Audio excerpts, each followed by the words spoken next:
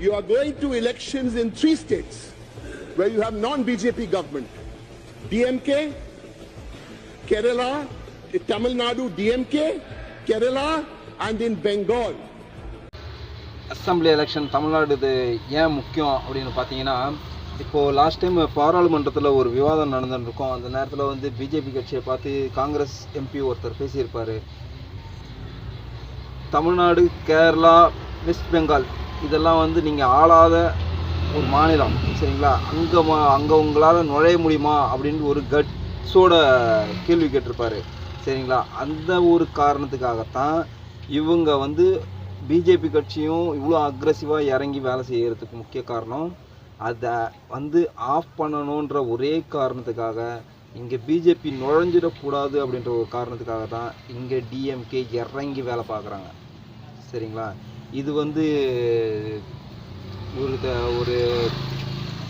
ஒரு அவங்களோட லெகசியை காப்பாற்றிக்கணும் அப்படின்றதுக்காகவும், இங்கே வந்து எக்காரணம் கொண்டும் பிஜேபி கட்சி வந்து இங்கே ஆண்டுறக்கூடாது அப்படின்ற ஒரு காரணத்துக்காகவும் மட்டுமே தான் இங்கே டிஎம்கே போராடி ஜெயிக்கணும் அப்படின்ற ஒரு எண்ணத்தோடு இங்கே போட்டிட்டு நின்றுருக்கு, ஜெயிக்கவும் போகுதுன்னு வச்சுக்கோங்க, சரிங்களா?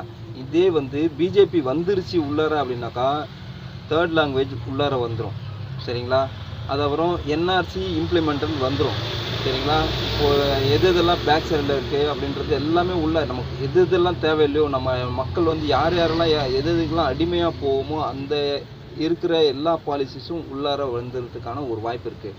அது இல்லாமல் அவங்களுக்கு பாராளுமன்றத்தில் பார்த்திங்கன்னா அவங்களுக்கு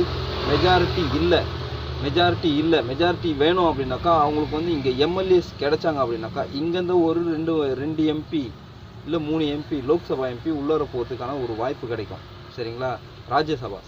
லோக்சபா இல்லை ராஜ்யசபா உள்ளார போகிறதுக்கான வாய்ப்பு கிடைக்கும். அவங்களால இப்போ வந்து இந்த டீலிமிட்டேஷன் ஒன்று எடுத்துகிட்டு வந்தாங்க. டீலிமிட்டேஷனில் அவங்களால அந்த இம்ப்ளிமெண்டேஷன் பண்ண முடியல, ரிட்டர்ன் போயிடுச்சு. அவங்க எடுத்துகிட்டு வந்தது வந்து 33% பெண்களுக்கான இடஒதுக்கீடுன்ற பேரில் ஆல்ரெடி இதை வந்து எடுத்துகிட்டு வந்து 2024க்கு முன்னாடியே எடுத்துகிட்டு வந்து அதை ஆதரித்து ஓட்டு போட்டு அது சட்டமாகவும் ஆக்கியாச்சு. ஆனால் அவங்க வந்து 29க்கு அப்புறம் தான் பண்ணுறதா ஒரு பிளானிங் வச்சுருக்காங்க, சரிங்களா? அதுவே வந்து ஒரு ஏமாத்து வேலை, ஒரு பம்மாத்து வேலை தான், உண்மை கிடையாது, சரிங்களா? அவங்களுக்கு அந்த செய்கிறதுக்கான ஐடியாவும் கிடையாது, செய்யவும் மாட்டாங்க அவ்வளோ சீக்கிரம், சரிங்களா? அதையும் இவங்க ஓட்டு போட்டு ஜெயிக்கவும் வச்சுட்டாங்க. அதோட பேரில் எடுத்துகிட்டு வந்து இப்போது ஏமாத்துறதுக்காக இப்போ வேண்டாம் அப்படின்னு சொல்லி முடிச்சிட்டாங்க அப்படின்னாக்கா, இவங்க வந்து அங்கே பெண்களுக்கான 33% கொடுக்கறதுக்கு இவங்க கொடுக்க மாட்டேன்றாங்க.